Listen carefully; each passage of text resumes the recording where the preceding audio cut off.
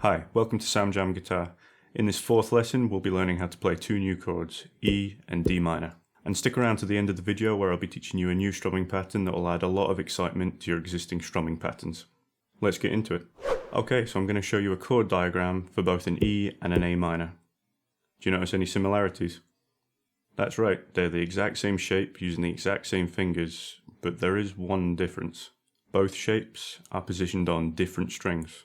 While the A minor is positioned on the D, G and B strings, the E is positioned on the A, D and G strings, which you may have already guessed makes this chord very easy to add to our existing chord vocabulary, provided you already know how to play your A minor chord. And if you haven't learnt that chord yet, then click on the link above to go back and catch up. Let's try and play both these shapes, A minor and E, starting with the A minor chord. First we need finger number 1 on the first fret of the B string, finger number 2 on the second fret of the D string, and finger number 3 on the second fret of the G string. And now to move to the E chord, all we really need to do is pick up the fingers of our A minor chord and move them one string up, so you end up with your middle finger on the second fret of the A string, the third finger on the second fret of the D string, and the first finger on the first fret of the G string.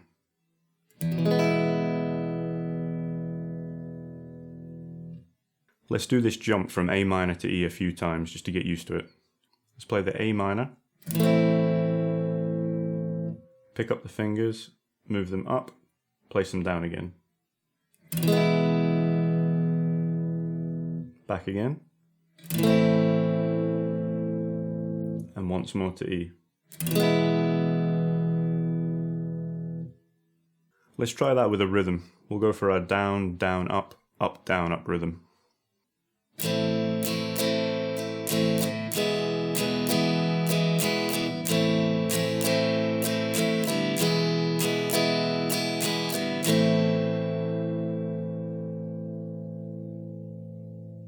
And a quick reminder, if you're new here and you're learning something, then feel free to click the subscribe button below. Let's move on. Now, as that was quite an easy shape to memorize, let's move on and add one more chord in this lesson, D minor. So the chord diagram in front of you right now shows how to play a D minor chord. Let's go through it. So we need our first finger on the E string, E, A, D, G, B, E. So that's the thinnest E string, fret 1. Now we need finger 2 to be on the G string, E, A, D, G, second fret. And finger number 3 is going to go on the B string, E, A, D, G, B, third fret. And pay close attention to which strings we should and shouldn't be playing. So have a look at the X's above certain strings, in this case the big E string and the A string, and make sure that you're not playing those. But again, doesn't matter if you accidentally hit them, all it does is muddy the sound up a bit. It's not going to make a big difference if you accidentally hit those while you're strumming. Just try and avoid them as best as you can at this stage. And again, listen out for any dead notes, buzzes, make sure you're applying enough pressure, make sure your thumb's at a good place at the back of the neck where you can push from both sides, somewhere comfortable, maybe around the second fret. Something to note as well, all the chords you've been learning so far are all called open chords. So if you've heard that term used before and you've not understood what that means, that basically means that we're playing both fretted notes, i.e. notes that we're pushing down with our fingers, but also open notes. So open notes and fretted notes both together. A good chord to play alongside a D minor is an A minor. So D minor and an A minor. The reason for this being, your first and second fingers in the D minor chord are producing the same shape that they would be if you moved them towards the B string and the D string in an A minor chord. So hopefully you can see that in a D minor chord, your first and second fingers are here. And when you move them to the A minor, it's the same shape. So we just need to include our third finger, which is the only thing that's really changing much.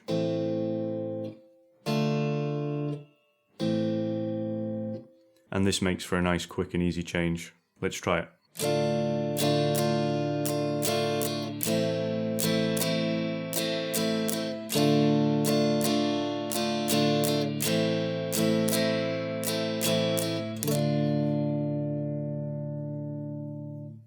Once you're able to change between those two chords, we could try a 3-chord progression. We could try D minor, A minor, and our E chord.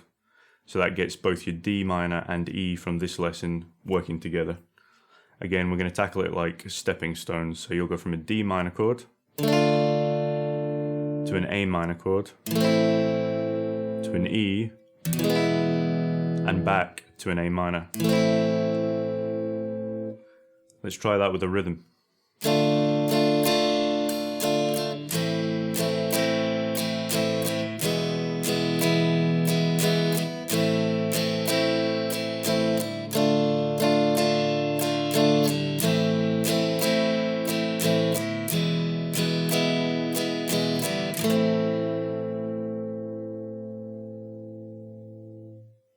Take a bit of time to practice both your D minor and E chords until they're just as comfortable as all your other shapes learnt so far.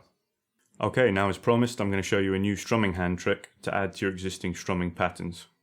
This trick is not so much a new pattern as it is an extension that you can add to existing patterns you already know. Let's learn it. First, I'm going to demonstrate this by using one of our simpler rhythms, our down, down, up rhythm. And all I'm going to do is I'm going to replace the last up. So that's the down, down, up, that up there, with a quick down up. That should sound something like this.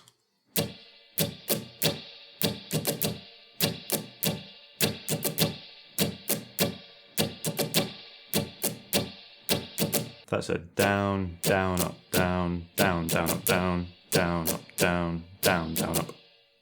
So the up's getting replaced with a very quick down up.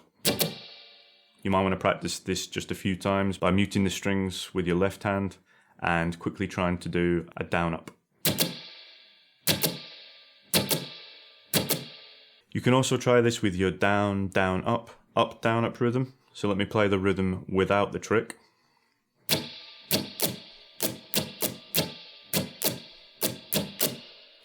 And now with the extra down up. So we're replacing the last up with a very quick. Okay.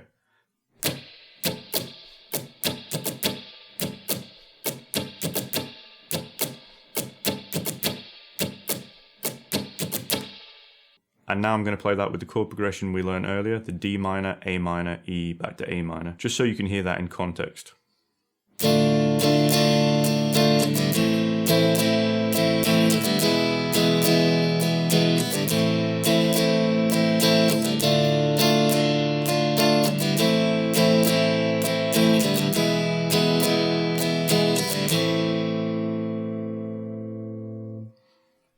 I find adding this extension to your rhythm patterns adds a bit more drive and momentum to what you're playing.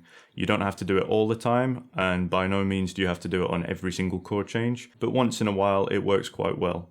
Say at the end of 4 chords. As if you were a drummer playing drum fills, you wouldn't play them every single bar, you might play them every 4 bars or every 2 bars. So let's hear what that sounds like. I'll do it every 2 bars.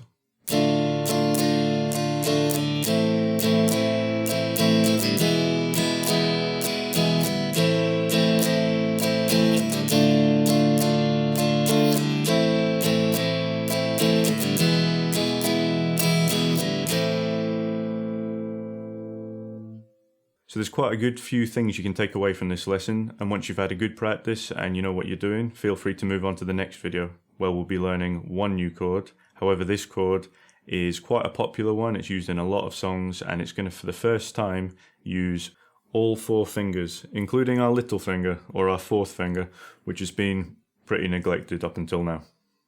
And as usual, if you've learned something from this lesson and you'd like to continue with future lessons, then feel free to like and subscribe below. See you in the next one.